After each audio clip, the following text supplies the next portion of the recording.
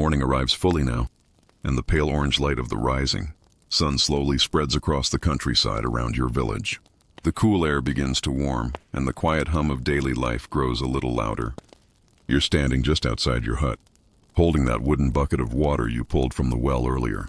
The surface ripples gently as you walk, catching flashes of sunlight that peek over the distant hills. This moment, these few calm minutes before the real work begins, is about as peaceful as your day is going to get. Inside the hut, breakfast is waiting. And when we say breakfast, we're using the term very generously. You duck back through the low doorway and crouch beside the small fire pit in the center of the room. The embers from last night's fire still glow faintly beneath a thin layer of ash. With a few careful movements, you feed in a couple of dry twigs and blow gently until the flames wake up again. A thin curl of smoke rises toward the opening in the roof. Soon the hut smells faintly of burning wood. Roman peasants didn't typically enjoy the large, elaborate breakfasts we might imagine today. In fact, many ordinary people in ancient Rome started their day with something extremely simple. Often it was just bread, maybe a little cheese if you were lucky, sometimes olives, and occasionally a watered-down cup of wine. Today your breakfast is a small round loaf, of course, barley bread that's been sitting on a wooden shelf since yesterday afternoon. You break it in half. It's hard, not rock hard, but definitely firm enough that you briefly consider whether it might also work as a building material. An odd little detail about Roman bread is that archaeologists have actually discovered perfectly preserved loaves in places like Pompeii. When the city was buried during the eruption of Mount Vesuvius in 79 CE, many bakeries froze in time, leaving behind round loaves marked with slices dividing them into portions. Those loaves look surprisingly similar to what you're holding now, except yours is slightly older and possibly slightly tougher. You dip the bread into a small bowl of watered wine to soften it a little. The mixture tastes sour but familiar. Wine diluted with water was extremely common in ancient Rome, partly because strong wine was considered too harsh to drink straight.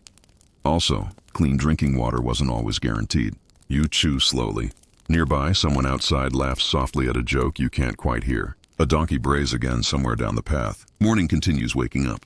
The funny thing about peasant life in ancient Rome is that meals were often less about enjoyment and more about survival.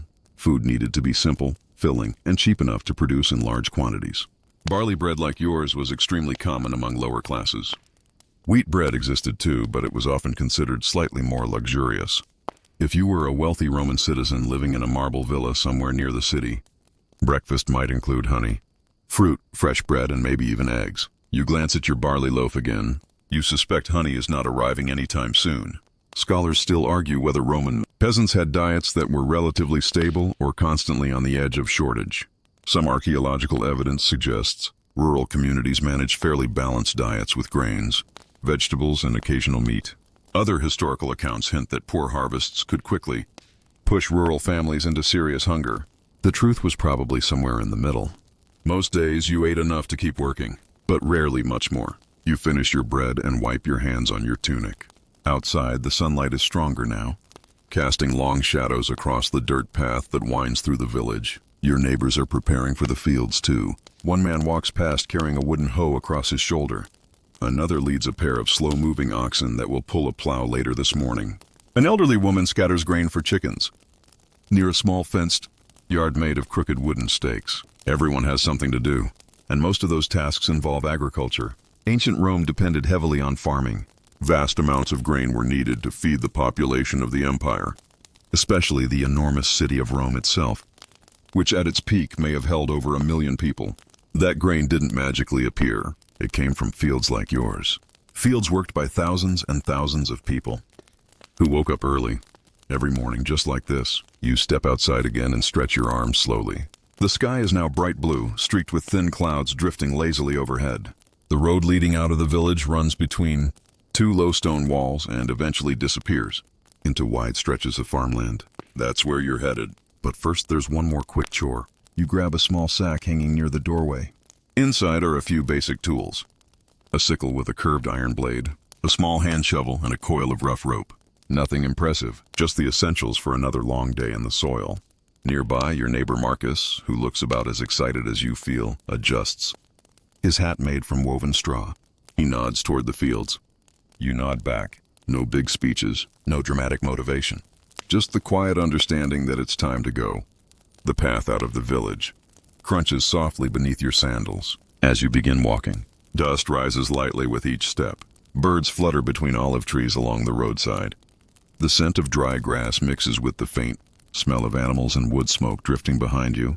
For a moment, the countryside looks almost peaceful. Golden fields stretch across gentle hills. Clusters of olive trees twist toward the sky.